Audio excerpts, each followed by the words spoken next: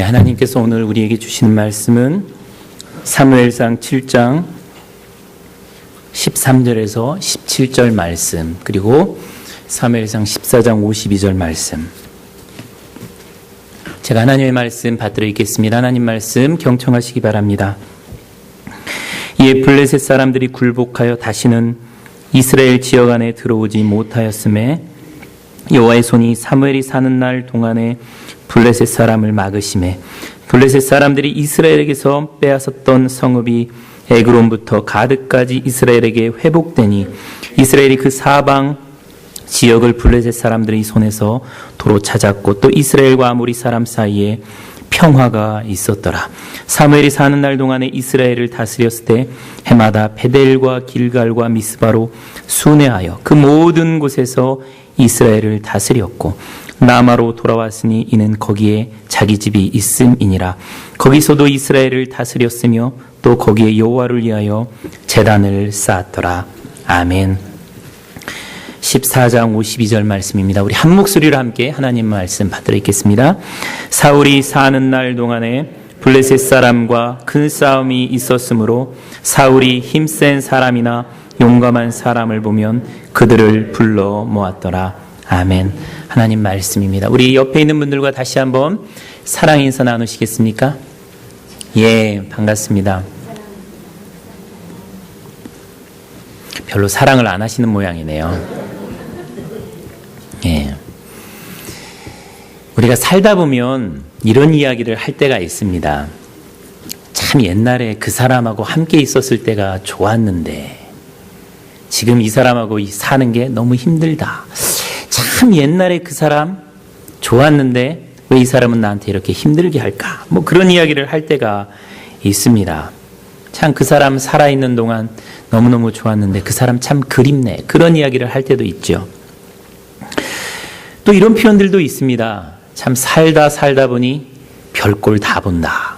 근데 좋은 표현으로 참 살다 보니까 이런 영화도 내가 다 누리네. 그런 일들도 있습니다.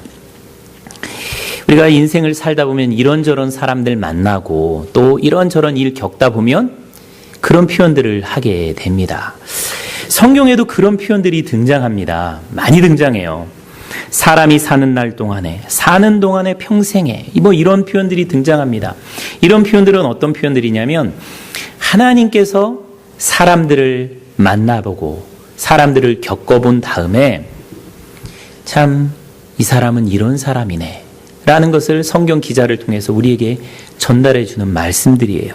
사사기 2장 7절에 보면은요, 백성이 여호수아가 사는 날 동안과 여호수아의 뒤에 생존한 장로들 곧 여호와께서 이스라엘을 위하여 행하신 모든 큰 일을 본 자들이 사는 날 동안에 여호와를 섬겼더라. 여호수아가 사는 날 동안 그리고 여호수아 생존한 이 여호수아가 살아있을 때 그 여호수아가 행하던 일들을 본 사람이 살아있는 동안에 여호와를 섬겼다는, 이것은 뭐냐면 여호수아의 영향력이 여호수아가 죽은 다음에도 이렇게 뒤에 미쳤다라는 겁니다.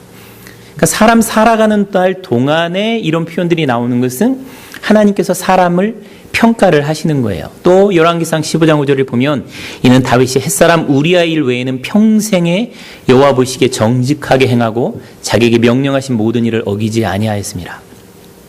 다윗도 어떤 사람이냐면 딱 한 가지 일, 우리아의 아내 밧세바를 간음한 그 일 하나 외에는 하나님 보시기에 정직하게 행하고 하나님이 명령하신 모든 일을 지킨 사람이었다라고 이렇게 평가를 해주시는 거죠.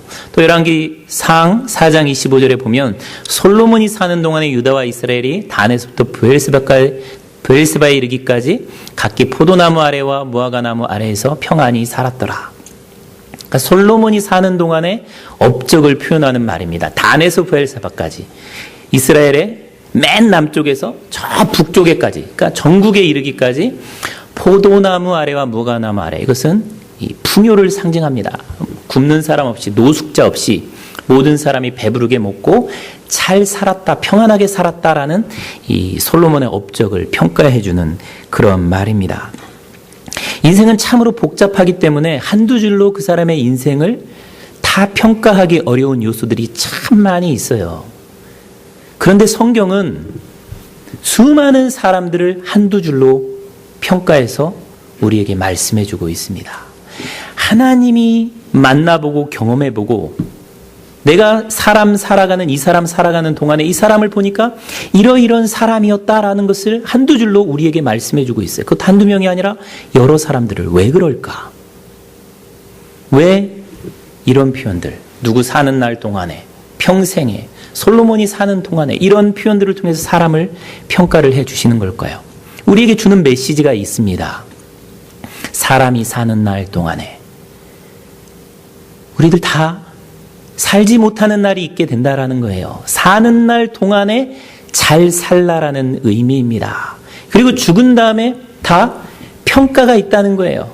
사람들이 나를 평가해 주지 않아도 하나님께서 나를 평가해 주시는 것들이 있다는 거예요. 성경책에 기록되지 않아도 하나님의 책에, 하늘의 성경책에 기록되어지는 것들이 있다는 것입니다. 그렇기 때문에 살아있는 동안에 하나님 앞에서 잘 살라라는 것을 우리에게 전달해 주기 위해서 성경에서는 수많은 사람들을 저렇게 사는 날 동안에 어떻게 살았다라는 것을 평가해서 말씀해 주고 있는 것입니다. 오늘 우리가 함께 읽은 말씀에도 사무엘이 사는 날 동안에 혹은 사울이 사는 날 동안에 하면서 사무엘과 사울의 인생을 평가하는 말씀을 읽게 됩니다. 사무엘이 사는 날 동안에 여호와의 손이 블레셋 사람을 막으심에 블레셋 사람들이 이스라엘에게서 빼앗았던 성읍이 회복되니 이스라엘 그 사방 지역을 블레셋 사람들의 손에서 도로 찾았고 또 이스라엘과 아모리 사람 사이에 평화가 있었더라. 사무엘이 사는 날 동안에 이스라엘을 다스렸을 때 거기에 여호와를 위하여 제단을 쌓았더라. 사울에 대해서는 사울이 사는 날 동안에 블레셋 사람과 큰 싸움이 있었으므로 사울이 힘센 사람이나 용감한 사람을 보면 그들을 불러 모았더라. 이렇게 말씀해 주고 있어요. 여기에 보면 사울이 살았던 것과 사무엘이 살았던 것이 등장합니다. 사울의 일생, 어떤 인생이었어요? 사람과 큰 싸움을 한 사람이었다라고 기록해 주고 있습니다. 쉽게 하면 사울은 평생 동안 싸움을 한 사람이에요. 싸움을 기획하고 싸움을 전쟁을 준비하고 또 싸울 사람들을 세우고 그래서 싸워서 이방인들과 싸워서 그들을 이기고 굴복시킨 그런 사람이라고 성경은 말씀해 주고 있습니다. 그런데 그렇게 싸움만 생각하고 싸움만 기획하다 보니까 주위에 어떤 사람이 모였어요? 용감한 사람들, 전쟁하는 사람들, 싸움꾼들이 그들 주위에 모이게 되었다는 것입니다. 또 싸우다 보니까 주위에는 싸울 사람만 있는 거예요. 적들만 있는 거예요. 그러니까 사울은 싸우고 싸우는 사람들 주위에 끌어모으고 그러다 보니까 주위에는 적들이 많아지는 인생을 살았다라고 성경은 말씀해 주고 있는 겁니다. 반면에 사무엘의 인생은 하나님께서 여호와의 손이 적들을 막아주시는 그런 삶을 살았습니다. 그리고 회복하는 삶, 도로 찾는 삶, 그리고 평화를 만드는 삶을 살았습니다. 그리고 여호와를 위하여 제단을 쌓는 삶, 구약 성경에서 여호와를 위해서 제단을 쌓았다. 이것은 하나님을 예배하는 삶을 살았다는 거예요. 그러니까 하나님을 예배하는 삶을 살다 보니까 어떤 사람들이 모였겠어요? 예배하는 사람들이 모였겠죠. 주위에 제단에서 함께 하나님을 예배하고 사무엘과 함께 하나님을 찬양하고 하나님 앞에 기도하는 사람들이 모였다는 거예요. 그러니까 그들 가운데 평화가 이루어졌다라고 말씀해주고 있습니다. 이 사무엘과 사울의 일생에 대한 평가에서 성경에서 가장 명확하게 대조되는 부분은 뭐겠습니까? 사람 사이에 평화가 있었더라. 그리고 사람과 큰 싸움이 있었다. 이게 큰 대조입니다. 사울과 사무엘 사이의 가장 큰 차이는 그 주위에 평화가 있었느냐, 그 주위에 전쟁, 싸움이 있었느냐 하는 차이였습니다. 두 사람은 똑같이 하나님을 믿던 사람들이었어요. 하나님을 예배하던 사람들이었고 하나님께 부름받아서 쓰임받은 사람들이었습니다. 그런데 한 사람 곁에는 싸움꾼들과 싸움이 평생 동안 끝이지 않았고 한 사람 곁에는 하나님을 예배하고 하나님을 예배하는 사람들 사이에 평화가 그치지 않았다라고 기록해주고 있습니다. 어떻게 이런 일이 벌어질 수 있었을까? 저희 장모님이 60대 초반에 대장암으로 돌아가셨는데요. 돌아가시는 임종을 제가 지켜보았습니다. 저희 어머니도 이제 사돈 어른이신데 저희 장모님 돌아가시던 그날에 병원에 오셔서 같이 기도해 주시고 같이 찬양을 부르는 가운데 저희 장모님이 돌아가셨어요. 돌아가시기 전에 저희 어머니께서 우리 장모님의 발 이렇게 만져보시고 손을 이렇게 만져보시더니 곧 돌아가시겠다. 곧 하나님 나라 가시겠다. 그렇게 말씀하시는 거예요. 그러더니 정말 얼마 안 있다가 한두 시간 안 있었습니다. 큰 숨 한번 돌이키시더니 장모님께서 하나님 나라로 가셨어요. 우리 어머니께서 곧 돌아가시겠다라고 이야기한 것은 그것 때문이었어요. 내가 발을 만져보니까 발이 식었다. 손을 만져보니까 손이 식어가고 있다. 사람이 죽어갈 때 심장에서 먼 곳부터 식어갑니다. 차가워져요. 그리고 종아리, 장단지, 허벅지 차례로 차가워집니다. 그리고 손이 차가워져요. 그리고 완전히 죽으면 몸 전체가 차가워집니다. 생명이 있느냐 없느냐의 차이는 우리 몸에 따스함, 온기가 있느냐, 차가움, 한기가 있느냐의 차이입니다. 살아있는 사람에게는 따스함이 있어요. 그러나 죽은 사람, 죽어가는 사람에게는 냉기가 있는 것입니다. 심장이 뛰고 있을 때 생명이 있을 때는 따스하지만 심장이 멈추면 생명이 사라지면 차가워지는 거예요. 이 육체적인 부분을 영적으로 적용해 볼 수가 있습니다. 영적으로 우리가 죽어가고 있다는 표시가 무엇이겠어요? 사람이 차가워지는 거예요. 사랑이 식어져서 점점 차가워지면 냉정한 사람이 되어가면 그 사람은 영적으로 죽어가는 거예요.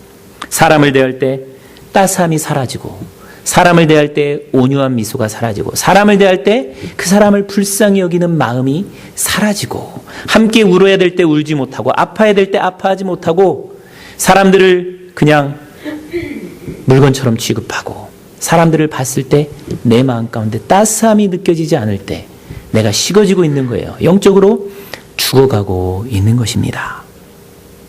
영적으로 죽으면 작은 잘못도 용서가 안 되고 분노가 생기고 그래서 미움이 생기고 그래서 싸움이 생기는 거예요.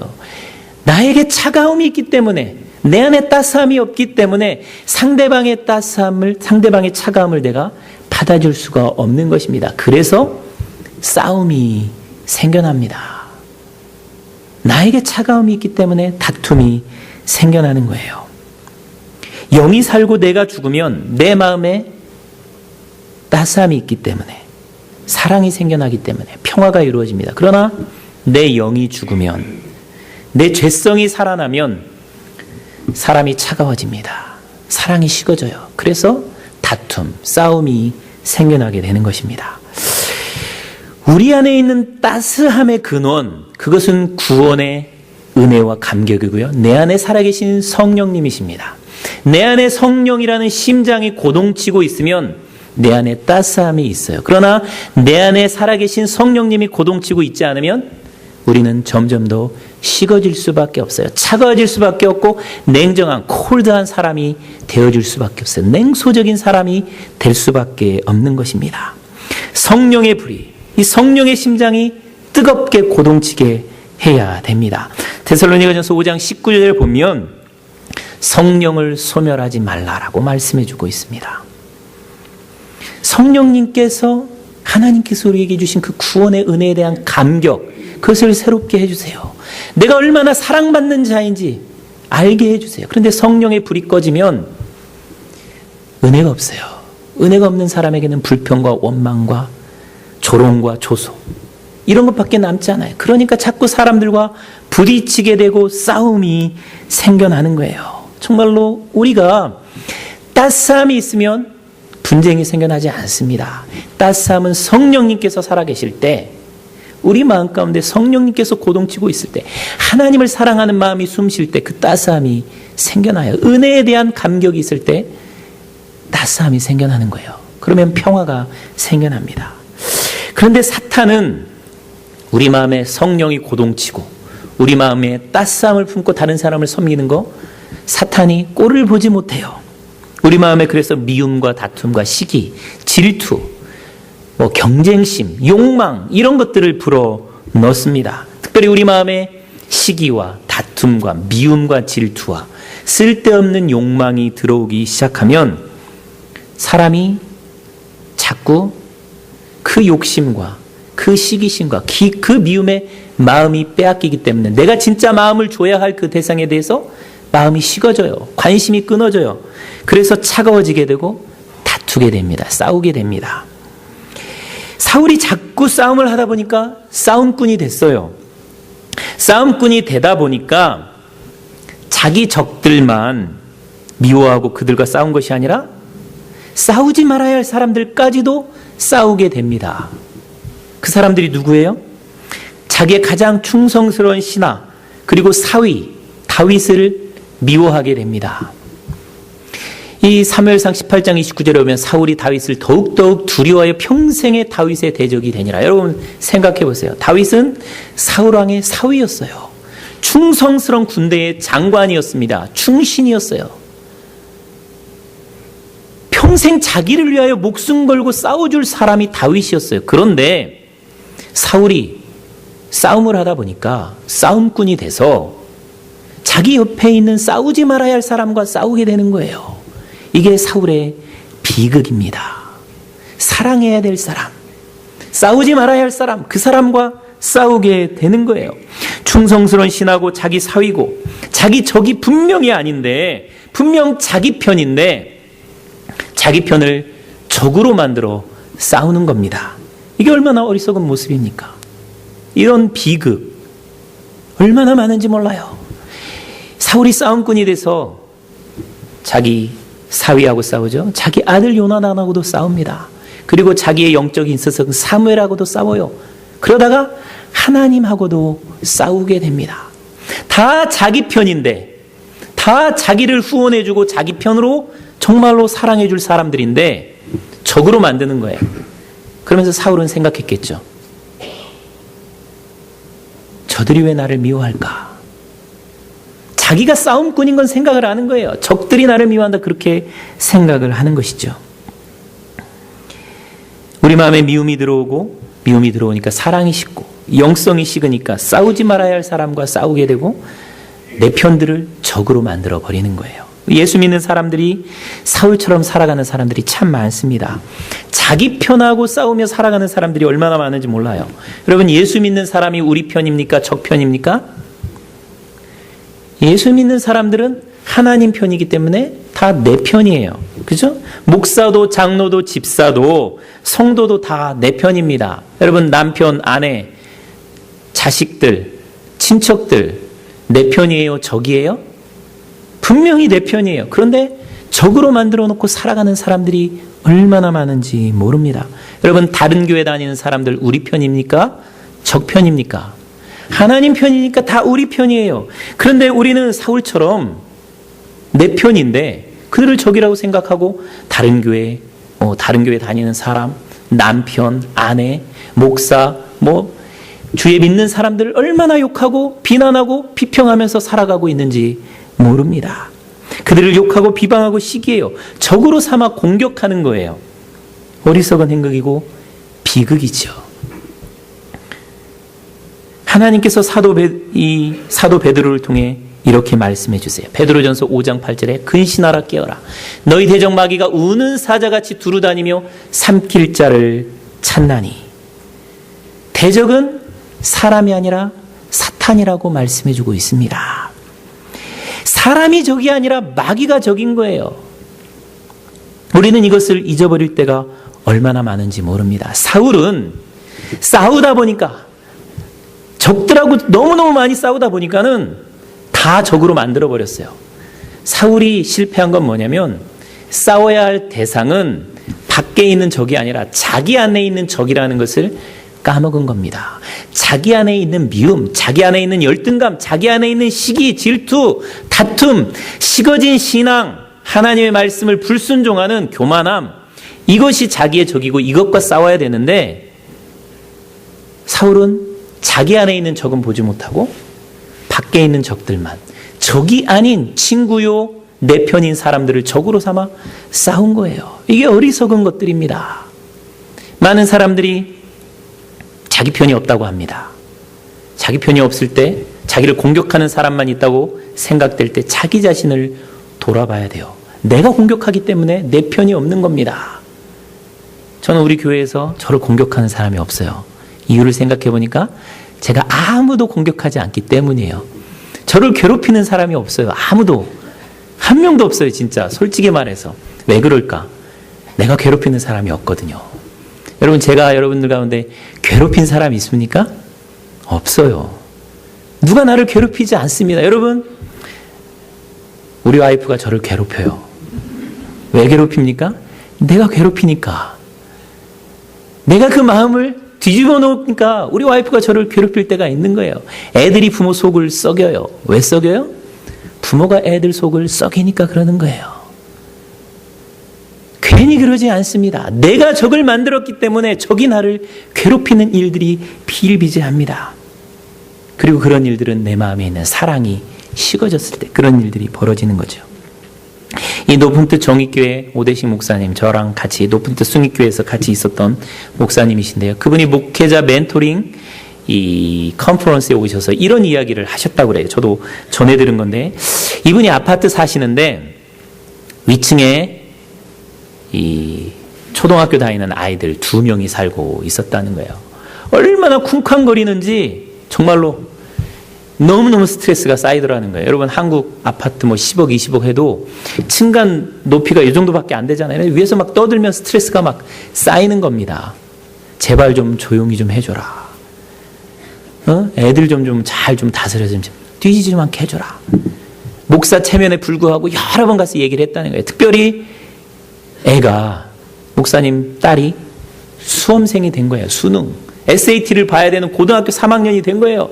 애는 공부해야 되니까 위에서 떠드니까는 이 부모된 입장에서 얼마나 스트레스 받습니까? 막 그러니까는 가서 도대체 뭐 하는 거냐고, 애들 좀 제대로 좀 관리 좀 하라고, 이 밤늦게까지 이렇게 떠들면 되겠느냐, 그렇게 이야기를 했다는 거예요. 그런데 어느 날 엘리베이터를 탔는데, 한국에서는 아파트 같은 층은 다 같은 엘리베이터를 타잖아요. 엘리베이터를 탔는데 애들이 인사하는 거예요. 그 집 애들이 목사님한테 인사를 하는 겁니다. 그것도 여러 번. 목사 체면에 인사를 안 받을 수는 없고, 인사를 받고 머리를 쓰다듬어주고 아이고 이쁘다 이렇게 해줬다는 거예요. 근데 그것이 몇 번 반복되니까 애들이 인사하고 인사를 받아주다 보니까 애들이 사랑스러워지더라는 겁니다. 애들이 사랑스러워지니까 그 다음부터 위에서 들리는 소음이 소음으로 들리지 않더라는 거예요. 그러면서 본인이 깨달은 거예요.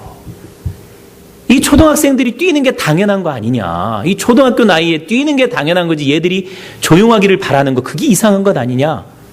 애 뛰는 애가 이상하냐? 애들을 이상하다고 생각하는 내가 이상하냐?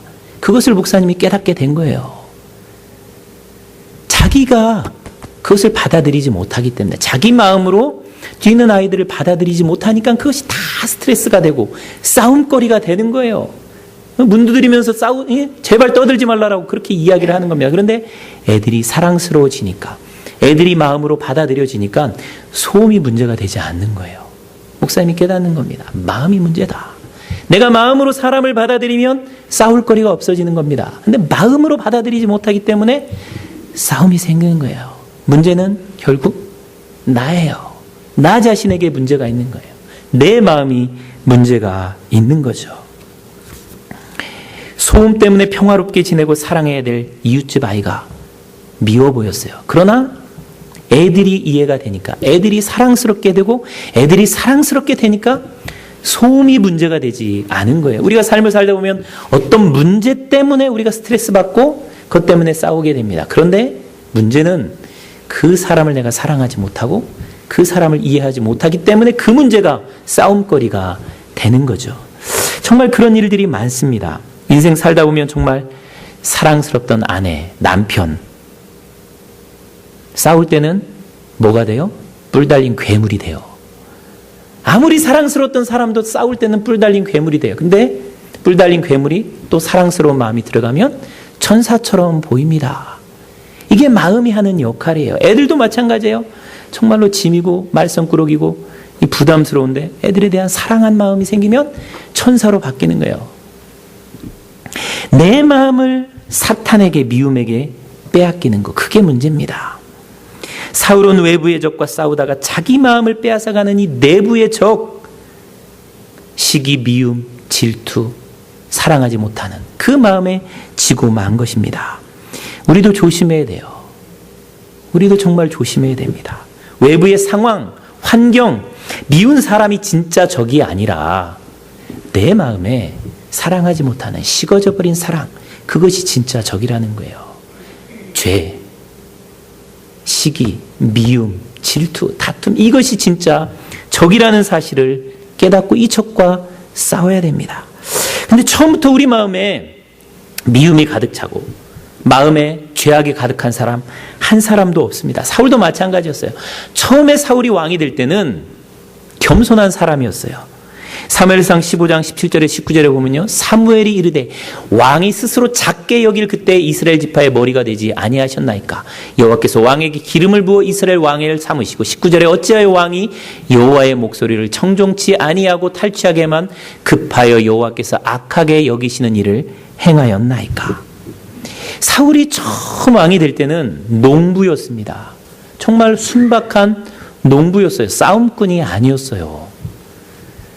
나 같은 사람이 어떻게 왕이 됩니까? 사무엘이 왕으로 기름 부으려고 하니까는 수줍어가지고 백성들 사이에 숨는 그런 사람이었어요. 덩치만 멀대처럼, 민영기 집사님처럼 크고 마음은 순한 그런 사람이었다는 거예요.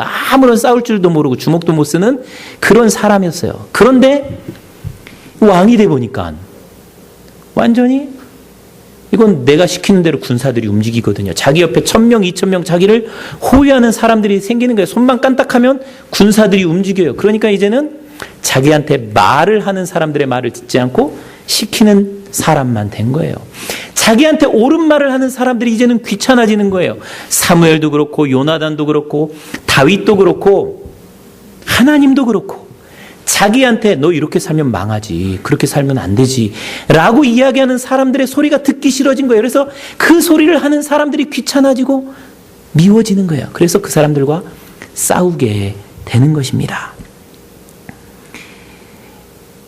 마음이 교만해지니까 하나님 말씀 듣는 것이 귀찮아지는 거예요. 자기를 위해서 좋은 소리 해주는 사람들의 말을 안 듣는 거예요. 그러니까 그 사람들과 부딪히게 되고 싸우게 되는 것입니다. 그렇게 싸우다 보니까 싸우지 말아야 할 하나님과도 싸우고 버림을 받게 되는 겁니다. 사람은 살면서 사는 동안에 여러 번 바뀝니다. 사는 동안에 여러 번 바뀌어요. 좋은 사람이 나쁜 사람, 이상한 사람 되기도 하고 이상한 사람이 좋은 사람 되기도 합니다. 적이 친구가 되기도 하고 친구가 적이 되기도 합니다. 그런데 사울에게 가장 큰 비극은 사람들과 싸움하고 자기 친구들, 적이 아닌 자기 친구들과 싸움을 하다 보니까 자신의 가장 큰 후원자인 하나님과 하나님까지도 자기 적으로 만들었다는 거예요. 이게 사울에게 있어서 가장 큰 실책이었고 비극이었습니다. 사람하고 미워하고 사람하고 싸우다가 보니까 이제는 다 귀찮은 거예요. 다 싫은 거예요. 싸움하는 마음만 마음에 가득 차 있는 겁니다. 하나님이 나 사랑한다고 그래도 믿어지지가 않는 거예요. 그러다 보니까 하나님이 좋은 말해도 헛소리 말아라 이렇게 되고 하나님과 싸우게 되는 거예요. 그러다가 하나님이 적이 되고 하나님께 버림받는 사람이 되는 거예요. 어느 목사님이 교인과 상담한 내용을 이렇게 페이스북에 올려놓은 것을 본 적이 있는데 어느 분이 목사님께 이런 상담을 해왔다는 겁니다. 목사님, 요즘에 하나님이 나한테 너무 이 까탈스럽게만 느껴지고 하나님이 나한테 너무 부담스럽게만 느껴지는데 어떻게 해야 될까요? 그런 상담을 해오더라는 거예요. 그때 목사님이 이런 대답을 해주셨다고 합니다. 어린아이들은 부모님이 늘 자기한테 해주는 그 말을 자기들의 자유를 빼앗는 것이라고, 구속하는 것이라고 생각을 하게 된다. 그런데 나이 들고 나면, 성인이 되면 그 부모의 말들이 다 자기 잘 되라고, 자기를 사랑해서 해준 말이라는 것을 느끼고 감사하게 생각한다. 하나님과의 관계도 마찬가지다. 우리가 정말로 예수님을 믿고 하나님을 알게 되면 그 하나님의 말씀이 나를 사랑하기 위해서, 나를 사랑해서 주시는 말씀이라는 것을 깨닫고 감사하게 된다. 그렇게 말씀해 주셨다는 거예요. 그런데 우리들이요, 신앙생활 하다 보면 정말로 하나님이 까탈스럽고 부담스럽게 느껴질 때가 있습니다. 하나님 말씀 듣는 것이 귀찮아지고 지겨워지고 이제 내 맘대로 해도 되겠다. 뭐 하나님이 나 별로 간섭 안 하는 것 같고 내가 좀 잘못해도 금방금방 심판하지 않는 것 같으니까 내 맘대로 해도 되겠다. 이런 생각이 들 때가 있습니다. 뭐 하나님 말씀대로 살아. 내 맘대로 살지. 그게 더 편하지. 그런 생각이 들 때가 있어요. 그게 사울로 가는 지름길이에요. 사울이 왕이 되고 나서 내 맘대로 내가 왕이 돼서 살라고 할 때 사울은 하나님의 적이 되는 그 길로 들어서게 된 것입니다. 이런 어리석은 사울의 삶을 살지 않으려면 어떻게 해야 될까요? 사무엘이 우리에게 지혜를 전해줍니다. 오늘 우리가 함께 읽은 말씀 보면은요, 사무엘의 인생이 사울과 정말로 달랐던 부분이 두 가지예요. 하나는 평화를 만드는 사람이었고 다른 하나는 하나님을 위하여 제단을 쌓았더라 하는 부분입니다. 하나님을 위하여 예배를 드리는 삶을 살았다는 겁니다. 사울은 끊임없이 전쟁을 생각하고 전쟁에서 이길 사람들만 데려올 궁리를 했는데 사무엘은 어떻게 하나님을 위하여 제단을 쌓을까? 그것을 고민을 했다는 거예요. 새벽 제단 쌓고 수요 예배 제단 쌓고 금요 철야 제단 쌓고 주일 예배 제단 쌓고 가정 예배 제단 쌓고 직장 예배 제단 쌓고 하나님을 위해서 제단 쌓는 일에 이 사무엘은 관심을 기울이고 하나님을 예배하는 일에 마음을 다 쏟았다는 거예요.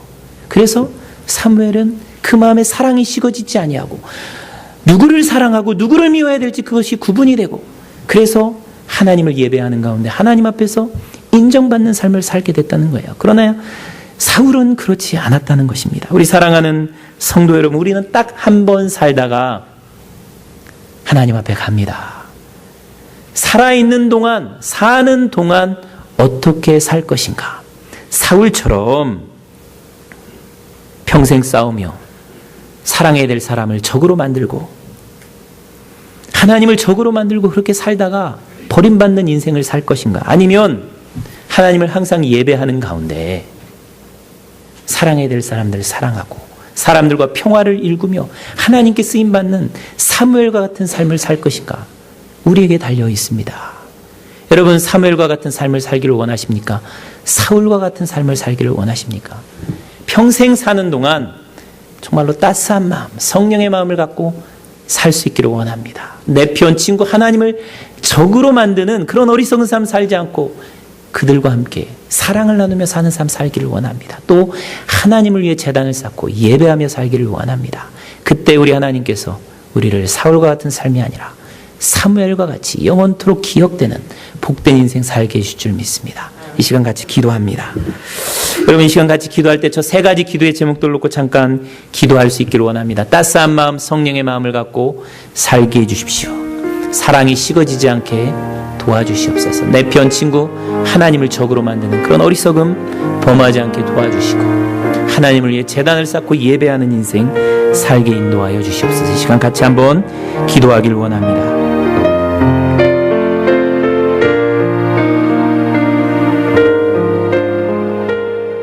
지금은 우리 주 예수 그리스도의 은혜와 아버지 하나님의 크신 사랑과 우리 성령님의 감동 감화 충만하신 은혜의 역사가 성령님이 우리 마음 가운데 역사함으로 하나님의 사랑이 주는 그 따스함 결코 잃지 않고 모든 사람을 따스한 사랑으로 대하며 살기를 원하며 사랑해야 될 사람들 친구를 적으로 만들지 아니하고 내 안에 있는 죄와 사탄을 적으로 삼아 그들과 싸우며 평생토록 하나님을 예배하는 가운데 내 주위에 평화를 만들고 내 주위에 사랑을 일구며 살기를 소원하며 세상을 향하여 나아가는 우리 사랑하는 한뜻 사랑의 성도들 머리머리 위에 우리 성도들이 만나는 모든 사람들과 오늘 예배 가운데 처음 온 우리 사랑하는 두 청년들 가운데 또 우리 사랑하는 태중에 있는 아이들 가운데 우리 성도들이 만나는 모든 사람들 가운데 지금부터 영원토록 함께 하시기를 간절히 축원하옵나이다. 아멘.